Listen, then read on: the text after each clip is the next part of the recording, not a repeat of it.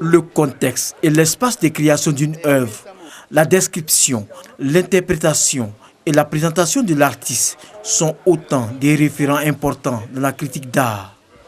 20 journalistes appartenant au réseau des journalistes culturels de l'Union monétaire ouest-africaine, RJPDC, UEMOA, s'outillent sur la question à Dakar.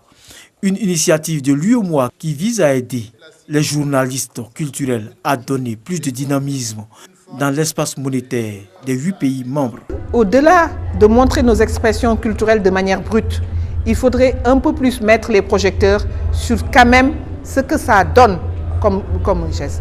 Dans cette politique, parmi les parties prenantes ont été clairement identifiées les populations, parce que, in fine, les retombées vont aux populations. Le critique d'art doit être cultivé et doit participer régulièrement aux expositions. L'intérêt de ce type d'atelier, c'est qu'on déroule des protocoles.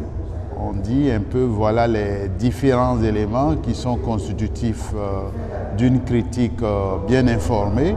Et puis, on donne aussi un fond théorique en matière d'histoire de l'art pour qu'il y ait un panorama visuel, un panorama de contenu qui permette à chacun d'avoir des références qu'il peut exploiter dans l'analyse des œuvres. Tout en saluant l'initiative de l'UEMOA, les apprenants s'engagent à jouer pleinement leur partition dans la promotion des arts visuels dans l'espace monétaire. On n'a pas toujours le temps de faire de la critique dans les médias.